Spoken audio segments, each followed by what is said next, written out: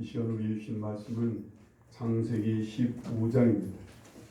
구약성경 창세기 15장 1절부터 7절까지 보겠습니다. 창세기 15장 1절부터 7절까지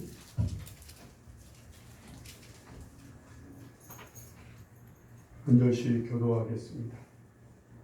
작은 소리로 읽으셔도 됩니다.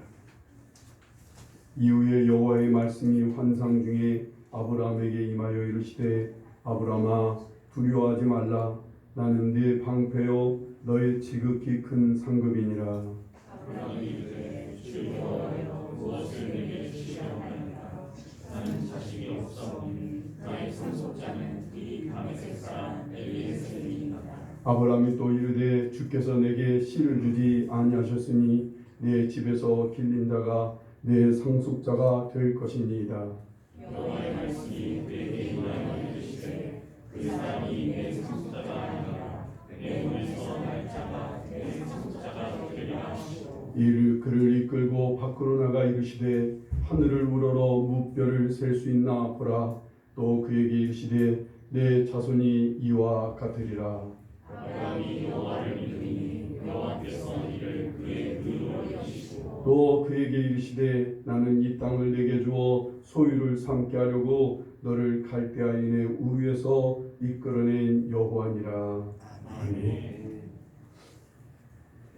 우리가 신앙생활을 하게 되면 하나님께서 우리에게 소원을 주시게 되죠. 신앙생활하기 전에도 우리 마음속에 소원이 있는데 우리가 신앙생활을 하기 시작하면 우리의 예전의 소원들을 우리가 내려놓게 되고 하나님이 주시는 그 새로운 소원들을 우리 갖게 돼요.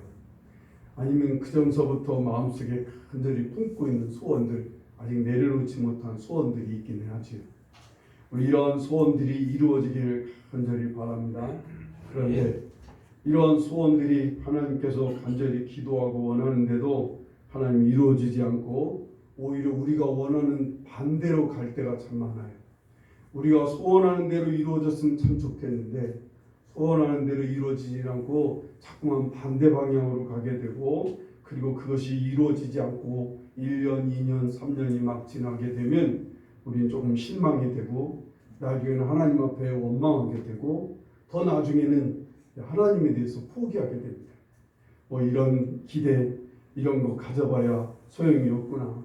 하나님을 바라봐야 하나님께 내 소원을 아뢰봐야 하나님을 소망해봐야 소용없다 생각이 드니까 아예 하나님에 대한 소망을 내려놓습니다. 하나님에 대한 기대를 아예 내려놔 버리는 일들이 있어요. 그러면서 마음속에는 하나님에 대한 서운함이 있어요. 하나님에 대한 약간의 실망감이나 서운함이 마음에 있은 채 그냥 신앙생활을 하게 되는 성도들이 꽤 많습니다. 아마 아브라함도 그랬던 것 같아요. 아브라함은 나이 75세에 하나님 앞에 부름을 받아요. 하나님께서 본토 친척 아비집을 떠나 내가 너에게 보일 땅으로 가라 하는 말씀을 듣고 아브라함은 하나님의 부름을 따라 출발합니다. 그럴 때 하나님께서 주신 또 비전이 있어요. 내가 너로 큰 민족을 이루고 내 자식을 창대케 하고 너에게 복을 주시겠다 하시면서 하나님께서 아브라함을 부르십니다. 이제 조금 지나서는 하나님께서는 네가 받는 땅, 네가 눈으로 보는 땅, 그 가나안 땅을 다 너와 내 자손에게 다 주겠다고 하나님이 약속까지 하십니다. 그래서 이 약속을 믿고 아브라함은 하나님을 붙들고 출발하게 되는 거죠. 그러면서 이 아브라함이 하나님을 믿기 시작합니다. 하나님을 믿고 잠시 가뭄이 들어서 애굽으로 피신했는데 하나님께서 애굽에서 빈 몸으로 가는 아브라함에게 놀랍게 채워주셔서 애굽에서 돌아올 때는 아주 큰 부자가 되어서 돌아오게 하십니다. 또한 이 자기 조카 롯이 따로 떨어져 사는데 한참 전쟁이 일어난 통에 자기 조카 롯과 가족이 다 전쟁의 포로로 잡혀가는 거예요. 전쟁에서 승리한 사람들이 이 롯과 이 롯의 가족들을 다 포로로 잡아가는 것을 보고 아브라함이 자기가 기르던 군대들 하인들 318명을 데리고 가서 수십만이나 되는 군대를 물리치고 자기 가족들을 다시 찾아옵니다. 수많은 전리품과 함께 찾아오면서 아브라함은 하나님에 대한 경험을 아주 독특하게 합니다. 하나님께서 빈손 들고 간 자기에게 넘치게 부어주시고 318명만 데리고 간 그 전쟁에서도 멋지게 승리케 하시는 하나님을 경험합니다. 그리고는 이제 몇 년이 지나가는 거예요. 아브라함 나이가 거의 이제 85세가 되어갑니다. 신앙생활한 지 한 10년이 되어가는 즈음에 그때까지 아브라함은 이 자기에겐 약속한 땅이 없는 거예요. 자기에는 자식도 없어요. 이러다 보니까 조금씩 하나님보다는 주위의 사람들이 자기 눈에 자꾸 보이는 거예요. 자기가 가진 많은 이 재산들을 어떻게 혼자 지키겠어요. 그러다 보니까 주위 사람들이 두려워지기 시작하는 거예요. 더군다나 이 재산을 관리하고 이 재산을 지켜낼 자식이 하나도 없는 상황이 되니까 아브라함의 마음은 상당히 두려움과 하나님에 대한 신망 속에 있게 되었던 것 같아요. 이런 아브라함의 마음을 하나님은 잘 아셨어요. 이런 상황에 있는 아브라함을 하나님은 보시고 오늘 말씀 1절을 보세요. 이후에 여호와의 말씀이 한 환상 중에 아브라함에게 임하여 이르시되 아브라함아 두려워하지 말라. 나는 내 방패요 너의 지극히 큰 상급이니라 말씀합니다. 하나님께서 특별히 아브라함에게 환상 중에 나타나세요. 왜냐하면 아브라함이 특별히 지금 정말 실망하고 하나님에 대해서 서운한 마음을 갖고 있으니까 하나님에 대한 믿음이 조금 흐려지는 것을 아시고 하나님께서 직접 환상 중에 나타나셔서 당신의 모습을 보여주면서 말씀하시는 거예요. 그리고 두려워 말라는 거예요. 나는 너의 방패가 되고 나는 너의 큰 상급이 된다는 거예요. 쉽게 말하면 나는 너를 지켜주며 나는 너에게 큰 상을 주는 하나님이시라는 거예요. 아브라함에게. 2절 3절 말씀을 보세요. 아브라함이 이르되 주 여호와여 무엇을 내게 주시려 하나이까 나는 자식이 없사오니 나의 상속자는 이 다메섹 사람 엘리에셀이니이다. 아브라함이 또 이르되 주께서 내게 씨를 주지 아니하셨으니 내 집에서 길린 자가 내 상속자가 될 것입니다. 라고 말합니다. 아브라함은요 하나님께서 방패가 되시고 상급이 되시는 것이 그렇게 와닿지 않았던 것 같아요. 자기의 피부에 와닿지 않는 거예요. 그리고 이 현실적인 문제로 바로 들어가서 아브라함은 하나님께 하나님 나는 자식이 없습니다. 나에게는 자식이 없어서 하나님이 자식을 주시지 않아서 내 이 모든 재산을 누구에게 물려주겠습니까? 내 집 하인 어려서부터 길렀던 하인 엘리에셀 이 사람뿐입니다. 이 사람한테 내 자손을 물려줘야만 되겠습니다. 아브라함의 말은 조금 볼멘소리로 하는 것 같은 느낌이 들어요. 하나님에 대해서 지금 서운하다는 거죠. 하나님이 자식을 안 주시니까 나는 이 모든 재산을 이 엘리에셀이라는 종에게 물려줘야 되는 그런 상황이 됐습니다. 라고 말합니다. 하나님의 인자하심과 따뜻하심은 정말 여기서 빛이 나요. 3절, 4절, 5절 말씀을 보세요. 여호와의 말씀이 그에게 임하여 이르시되 그 사람이 내 상속자가 아니라 내 몸에서 날 자 내 상속자가 되리라 하시고 그를 이끌고 밖으로 나가 이르시되 하늘을 우러러 무뼈를 셀 수 있나 보라. 또 그에게 이르시되 내 자손이 이와 같으리라. 아브라함에게 아니야 네 상속자는 그 엘리에셀이 아니라 네 몸에서 날 너의 자식이 너의 상속자가 될 거야. 그러면서 아브라함을 밖으로 나가라고 합니다. 밖으로 나와서 하늘의 무뼈를 보라고 말씀합니다. 아마도 제 상상으로는 그 당시에 하늘은 별이 아마 가득 찼을 거라고 봐요. 수없는 별이 막 하늘에 가득 차서 셀 수 없는 별이 하늘에 가득 차 있는 것을 보여주시면서 너의 자손이 이와 같으리라 하고 주님께서 말씀하시는 거예요.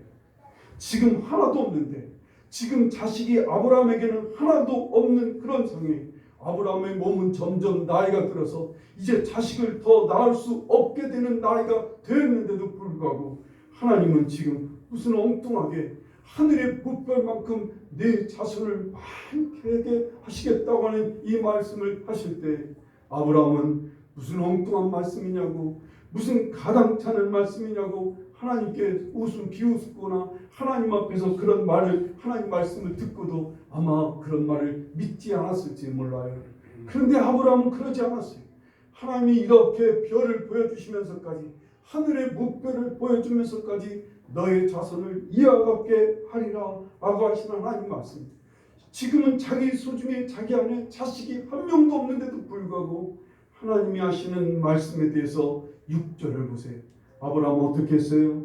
아브라함이 여호와를 믿으니 여호와께서 이를 그의 의로 여기시고 라고 말씀합니다.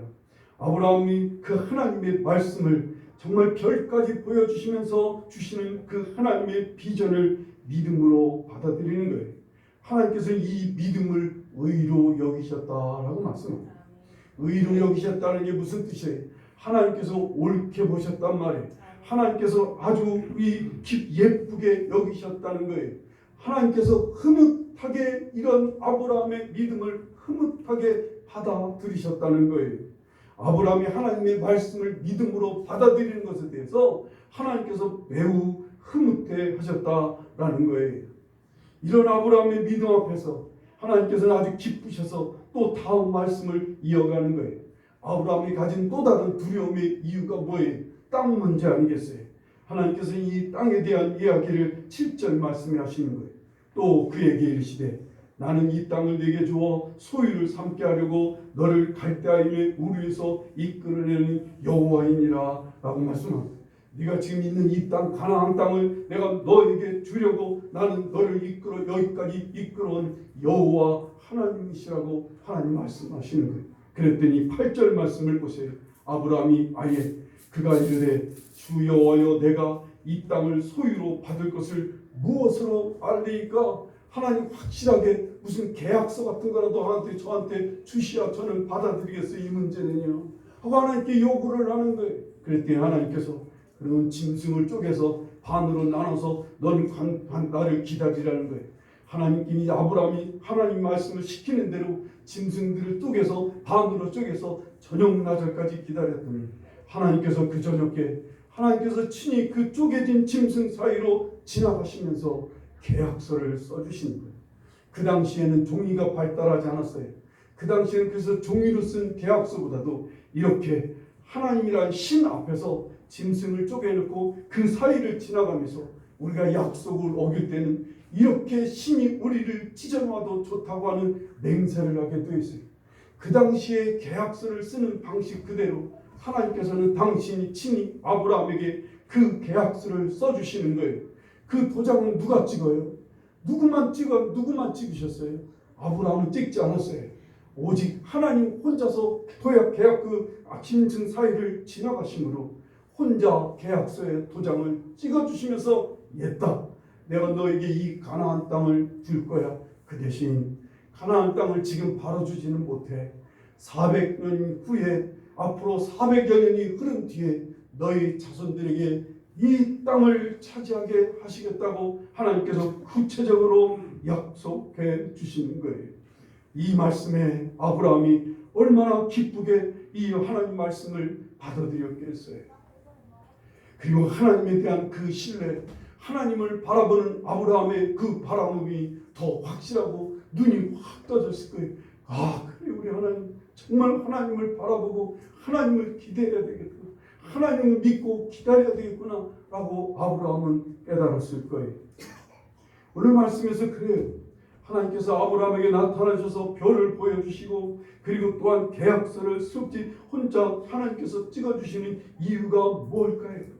아브라함으로 하나님을 향해서 아브라함으로 하나님을 계속 바라보도록 하나님을 계속 기대하라고 하나님을 계속 소망하라고 하나님을 기대함으로 계속 믿고 바라보기를 하나님은 의로 여기신다는 거예요. 이걸 흐뭇해 하신다는 거예요. 하나님을 끝까지 기대하는 마음으로 하나님을 바라보는 자를 하나님은 기쁘게 받으신다는 거예요. 어제가 우리 광복 75주년이었어요.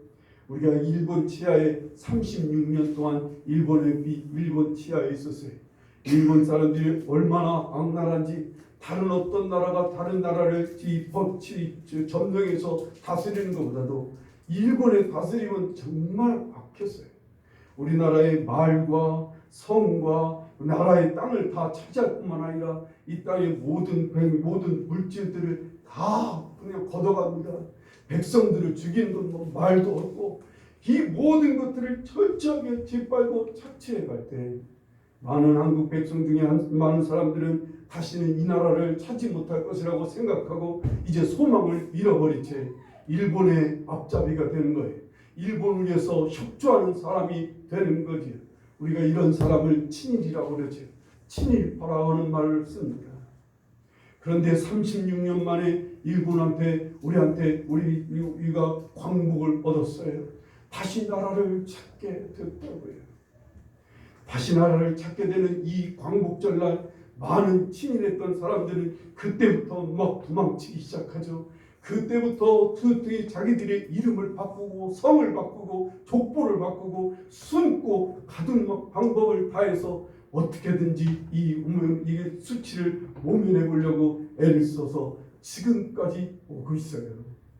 어떤 사람은 당당하게 자기가 친일했다고 당당하게 얘기하면서도 지금 떳떳하게 사는 사람도 있을 수 있지만 대부분의 사람들은 다 이렇게 숨어버렸어요. 왜요? 왜 그랬을까요? 그들은 이 땅에 광복이 올 거라고 믿지 않았어요. 아니, 소망을 갖지 않았어요. 그러나 이 땅의 민초들은요, 그들이 이 땅에 반드시 나라를 다시 되찾을 거라고 생각했어요. 그걸 기대하고 그걸 믿고 그래서 끝까지 이 나라의 광복을 위해서 목숨을 바쳐가며 정말 싸우기도 하고 어떤 사람들은 눈물로 기도하며 끝까지 이 땅이 회복될 거라고 하는 믿음을 갖고 믿음을 지켰어요. 그리고 이 땅에서 한국 백성답게 살려고 몸부림을 쳤다고요. 그러다가 광복을 맞았어요. 이들에게는 얼마나 기쁨이었겠어요. 이들이 얼마나 환호성을 들었겠어요. 이 광복절날이 얼마나 가슴 뛰는 그날이었겠느냐고요. 이 나라가 다시 회복되기를 기다리고 바라고 희망을 잃지 않았던 사람들은 이 날이 가장 기쁘고 감격스러운 날이었던 것 반면에 이 날이 올 거라고 생각지 않았던 사람들이 이 날이 왔을 때 얼마나 부끄럽고 수치스러운 날이었겠느냐고요. 주님께서도요, 오늘 당신의 백성들이 하나님의 나라와 하나님의 역사를 하나님께서 함께 하셔서 반드시 이루어 주신다는 이 소망을 갖고 이 소망을 믿음으로 받아들이기를 하나님은 바라시는 거예요. 이것을 받아들였다는 사람, 받아들인 증거가 뭐예요? 하나님의 나라를 믿음으로 받아들인 사람, 하나님의 뜻을 믿음으로 받아들인 사람은 오늘 그 하나님의 뜻을 위해 그 하나님의 나라를 위해 기꺼이 희생하고 기꺼이 주님의 뜻을 위해 자기를 바치며 기꺼이 주님의 말씀을 따라 살려고 주님 말씀을 쫓아 살게 되어 있는 거예요. 그러나 이 소망과 기대를 잃어버린 사람들은 오늘 이 세상의 법대로, 오늘 이 세상의 사람대로, 이 세상의 풍처대로, 이 세상의 그냥 그 풍요대로 그냥 쫓아가고 같이 타협하고 같이 그들과 함께하는 삶을 살게 되는 거예요. 많은 신앙인들이 오늘 현실에서 눈에 보이는 환경 때문에 하나님에 대한 기대를 놔버리는 성도들이 많습니다. 하나님에 대한 믿음을 붙잡지 않아요. 오늘 우리에게는 하늘의 별만큼 수많은 신앙의 산증인들이 있어요. 우리에게 가장 큰 산증인은 누구예요? 예수 그리스도 아니겠어요? 그는 죽었다가 사흘 만에 부활하신 분이에요. 그 예수님의 부활은 우리에게 가장 결정적인 증거가 되는 거예요. 우리가 하나님을 믿고 의지하면 우리는 죽어도 다시 산다고 하는 믿음 말이에요. 우리는 반드시 다시 살 거라고 하는 이 부활의 소망을 갖게 하는 산 소망이시고 산 증인이 되시는 분이 예수님이시다. 우리 그 예수 그리스도 안에서 우리는 하나님에 대한 기대를 하게 됩니다.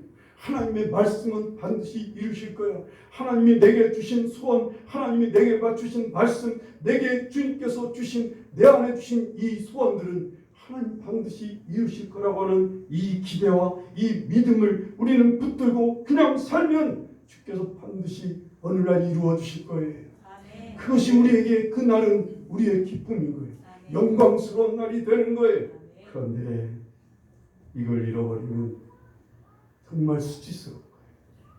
부끄럽게 짝이 없는 성도가 되는 거죠. 예전에 요즘은 그런 일들이 많지 않다고 합니다만 예전에 대학생들이 이제 방학 때가 되면 농활이라고 농촌 봉사활동을 떠나요. 어떤 시골 마을에 도시에 사는 대학생 하나가 대학생들이 농촌 활동을 했다가 그 시골 마을에는 어떤 예쁘장한 아가씨와 눈이 맞았어요. 그래서 둘이 열심히 농촌 활동하면서 열심히 데이트를 하고 사귀다가 이제 시간이 되니까 이제 서울로 떠나야 되잖아요. 이 아가씨한테 내가 반드시 어느 날 돌아올 거니까 날 기다리라고 하고 떠났다는 거예요. 근데 이 아가씨는 동네에서도 아주 정말 착하고 예쁜 그런 아가씨라 아주 탐내는 남자들이 많았던가 보죠. 많은 남자들이 이 아가씨한테 정말 이 탐을 내고 있는데 이 아가씨는 서울에 간 자기에게 반드시 돌아오겠다고 이 서울에 간 대학생 그 남자를 기다리는 거예요. 사람들이 뭐라고 말하든 부모가 아무리 손가락질하고 아무리 욕을 하든 그 남자를 기다리는 거예요. 마치 그런 것처럼. 오늘날 그래도요, 예수님이 하신 말씀, 하나님에 대한 소망을 우직하게 붙들고 사는 사람들이 있습니다. 하나님의 말씀, 하나님의 뜻이 하나님께서 이루실 것을 믿고 바보스러울 만큼 그 하나님의 약속을 붙들고 하나님의 소원을 붙들고 하나님이 주신 그 약속의 말씀을 붙잡고 사는 성도들이 있습니다. 다른 사람들은 그때그때 자기 눈에 뜨는 대로 자기 눈에 잡히는 확실한 것을 붙잡으려고 하나님의 말씀이나 약속은 놔버립니다. 자기의 정욕과 자기의 생각과 자기의 쾌락과 이 세상의 영광을 위해 헌신짝처럼 하나님에 대한 믿음을 다 놔버리는데 바보스러울 만큼 우직하게 그 어떤 일에 있어도 하나님 말씀을 부여잡고 하나님의 뜻대로 하나님의 방법대로 하나님의 약속을 붙잡고 그것이 이루어질 것을 기대하며 오늘도 힘써 헌신하고 충성하고 희생하는 삶을 살아가는 사람들도 있습니다. 하나님 그 믿음을 흐뭇해 하신다는 거예요. 하나님께서 그 믿음을 잃지 않기를 원하시는 거예요. 주님 우리에게 말씀하셔요. 마태복음 19장 30절에 그러나 먼저 된 자로서 나중되고 나중된 자로서 먼저 될 자가 많으리라 말씀합니다. 이 말씀을 성경에 보면 한 5번 정도가 나오는데 다 어디에 있는 말씀이냐면 예수님이 다시 오실 때 하시는 말씀입니다. 예수님 다시 오실 때 먼저 된 자가 나중되고 나중된 자로서 먼저 될 자가 많다는 거예요. 하나님의 약속을 기다리고 하나님의 소원이 하나님께서 소원을 이루실 것을 믿고 끝까지 하나님에 대한 믿음을 잃지 않고 가는 사람은 지금은 나중된 것 같이 보이지만 나중에 보면 먼저 된 자가 될 거라는 거예요. 지금은 세상의 방법대로 사느라고 먼저 된 것 같지만 그래서 사람들한테 영광도 받고 인정도 받고 모처럼 사는 것 같이 보이지만 나중에 보라는 거예요. 그는 나중이 될 거라는 거죠. 시편 37편 9절에 주님 말씀합니다. 진실로 악을 행하는 자들은 끊어질 것이나 여호와를 소망하는 자들은 땅을 차지하리로다. 예전의 성경은 여호와를 기대하는 자는 땅을 차지하리로다 라고 말씀합니다.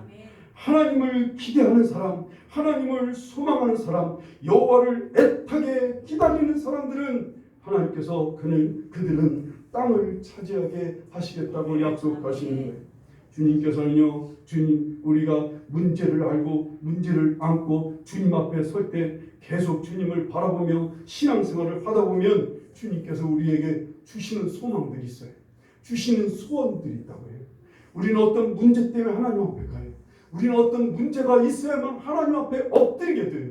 그것 때문에 하나님 앞에 가 엎드려 기도하다 보면 우리 안에 하나님이 주시는 소망이 생겨요. 하나님이 주시는 비전들이 생긴다고요. 특별히 젊은이들은 하나님 앞에 부지런히 나가 하나님 앞에 기도하고 하나님을 바라보게 되면 하나님께서 우리 젊은이들에게 비전을 막 보여주십니다. 하나님이 앞으로 나를 통해 무엇을 이루시려고 하시는 그 뜻을 하나님께서 우리에게 보여주시고 마음에 두어 주실 때가 많아요. 이러한 비전을, 이러한 소원을 가슴에 품고 그리고 이것을 이룰 것을 믿고 붙잡는 거예요. 믿음으로 아멘하고 하나님은 이루실 거야 라고 믿고 그것을 믿고 품고 오늘 하나님 앞에 살아가는 거예요. 하나님 그걸 아주 기쁘게 받으신다는 거예요. 아주 흐뭇하게 하나님 보신다는 거죠. 송명희 시인을 여러분 잘 아시죠? 날 때 산부인과 의사가 잘못 이 아이를 이렇게 집게로 잡으면서 잘못 뇌를 눌러갖고 손해를 건드렸던지 이 아이가 뇌종마비가 됐습니다. 어려서부터 뇌종마비가 돼서 일어나지 못한 채 나이 16살 때까지 누워서 지낼 수밖에 없었어요. 어머니는요, 이런 아이를 막 품에 업고 기도원마다 찾아다니는 거예요. 집회마다 찾아다니면서 이 아이가 일어날 수 있게 해달라고 간절히 막 기도를 받는데도 불구하고 아이는 전혀 일어날 힘이 없이 16년 동안 어머니가 막 자기를 업고 다니는 게 너무 고통스럽고 힘들었던 거예요. 그런데 어쨌든 이 어머니가 이 아이를 끌고 다니다가 어느 날 말씀을 듣는 중에 믿음이 생겼어요. 그래서 막 하나님을 뜨겁게 체험하게 됩니다. 그래서 엎드려 이제 하나님 앞에 날마다 하나님 앞에 기도하기를, 하나님, 나는 왜 이렇게 날 이렇게 만드셨어요? 왜 나를 이렇게 태어나게 하시느냐고 하나님께 간절히 기도하며 하나님의 뜻을 묻습니다. 그랬더니 그때마다 하나님이 뭐라고 대답하셨냐면, 내가 너를 이렇게 만들지 않았다면 네가 나를 믿었겠느냐? 너는 지금 기도로 나를 기쁘게 하고 있다. 내가 너를 반드시 들었으리라. 내가 너에게 많은 사람을 주리라 라고 하셨다는 거예요. 16살 때부터 16살 때 하나님께 간절히 기도하다가 하나님께서 주신 이 귀한 소원과 비전의 말씀을 받고 이 송명시는 기쁜 마음으로 받아들이긴 했는데 이게 언제 이루어지는 거예요? 1년이 가고 2년이 가고 3년이 가고 4년이 가고 아무리 기다려도 하나님의 말씀이 도무지 이루어질 것 같이 오히려 몸은 더 아프고 오히려 생활은 더 어려워지고 가난과 질병 속에서 온 가족이 얼마나 힘들었는지 몰라요. 그런데 그런 속에 이 송명희 시인이 뇌종마비가 되었지만 입으로라도 어떻게든지 그 시를 썼던가 봐요. 그 안 되는 손으로 글을 써서 시를 썼는데 어느 날 극동방송에서 이 송명희 시를 하느님 극동방송에서 그 시가 시를 쓴다고 하는 말이 소문이 퍼져갖고 극동방송에 초대를 받았어요. 그래서 그 시를 조금 읽어보다가 극동방송 사장이 감동을 받았어요. 이거 책을 내야 되겠다. 그래서 시집을 만들었습니다. 시집인데 그 시를 얼마나 많이 썼는지 시집이 한 권으로 안 되고 세 권으로 만든 시집을 발간하게 되는데 이 시집이 정말 가득 많은 기독교인들에게 큰 감명을 주고 베스트셀러가 됐잖아요. 한 사람의 시집이 온 사람들에게 이렇게 많이 팔린 적이 없을 만큼 정말로 그렇게 히트를 쳤어요. 그리고 그때부터 이 송명희 시인은 전국으로 간증을 하러 다닙니다. 심지어는 비행기를 타고 세계 곳곳에 다니며 복음을 전하고 주의 말씀을 전합니다. 말을 못해서요 10분 이상을 간증을 못한다고 했어요. 그냥 모습만 보여주는 거예요. 모습만 보여주고 그냥 되지 않는 말로 하나님은 여러분을 사랑하신다고 하는 이 한마디 하느라고 그냥 다니는 거예요. 수많은 사람이 이 송명희 시인의 간증 속에서 은혜를 받고 그랬다는 것이에요. 하나님은 그렇게 하시는 거예요. 여전히 우리 아버지들은요 자기 자식의 사진을 수첩에다 아니면 정말 자기 지갑에다 넣고 그거 하나 바라보고 그거 하나 희망을 삼고 그저 오늘 열심히 고생을 무릅쓰고 일했다고 그러지요. 요즘도 그러실 거예요. 요즘도 우리 그런 성도들은 그런 거예요. 하나님이 주신 그 약속의 말씀, 하나님이 내게 주신 그 소원, 하나님이 내게 주신 그 비전, 그걸 가슴에 품고 날마다 그거 꺼내보고 오늘 고생스럽지만 오늘 힘들지만 때로는 외롭고 때로는 조롱도 받고 때로는 핍박도 받지만 하나님의 약속을, 하나님이 주신 소원을 가슴에 품고 반드시 하나님 이루어 주실 거야. 반드시 하나님께서 반드시 이것을 이루실 거야. 하나님을 기대하며 하나님을 끝까지 바라보며 살아가기를 하나님 원하시는 거예요. 제가 1년에 2번씩 대신방하다가 요즘은 1년에 한 번씩만 신방하는데 신방할 때마다 제가 가정 놓고 기도하면서 말씀을 기다립니다. 그래서 하나님이 떠오르는 말씀을 가정에게 전해요. 제가 말씀을 전하면서도 내심 간절히 바라는 것은 이 말씀을 가정이 그저 잘 받고 그것을 날마다 새겨뒀으면 좋겠다. 이 말씀이 이루어지는 것을 좀 봤으면 좋겠어요. 이 주시는 말씀이 저들 가정에 아름답게 성취되는 것을 믿음으로 잘 받고 끝까지 붙들었으면 좋겠다고 하는 소망을 갖고, 저도 그런 마음을 갖고 열심히 말씀을 전합니다. 아마 여러분 말씀을 받은 사람은, 많이 받은 사람은 20개 이상 받으신 분도 있을 거예요. 여러분 20개든 10개든 주신 말씀을 잘 마음에 간직하고 받고 하나님께서 이 말씀을 이루실 것을 기다리면 하나님 반드시 이루실 거라고 믿습니다. 앞으로도 그랬으면 참 좋겠습니다. 하나님, 오늘날 많은 사람들의 모습을 보면 날씨나 환경이나 요즘 우리 정말 바이러스 균 때문에 아니면 나라의 뒤숭숭한 상황에 무언가 모를 두려움에 무언가 모를 염려와 근심과 그런 불안이 많이 묻어 있습니다. 그래서 오늘 이 땅의 사람들이 정말 눈에 겉으로는 표시나지 않게 하지만 실제 마음에는 많은 불안과 염려가 마음속에 잠자고 있어요. 그래서 어둡습니다. 성도는 이런 것에 묻히면 안 돼. 성도들은 이런 것에 묻혀서 이런 것에 묻히면 어두워져요. 성도도 불안해져요. 성도도 힘을 잃게 되는 거예요. 이런 속일수록 우리는 하나님의 약속을 부여잡고 우리는 하나님을 소망으로 삼고 우리는 하나님에 대한 기대를 갖고 열심히 이것을 가슴에 품고 더 힘껏 살아가기를 간절히 바라요. 하나님 그러시기를, 그렇게 하나님 기뻐하시는 거예요. 세대는 어렵지만 우리의 환경은 정말 불안으로 가득 차 있지만 우리는 그 속에서도 하나님의 약속의 말씀을 가슴에 품고 하나님이라는 그분을 우리 가슴속에 품고 우리는 그 예수 그리스도를 붙들고 힘있게 막 살아가는 거예요.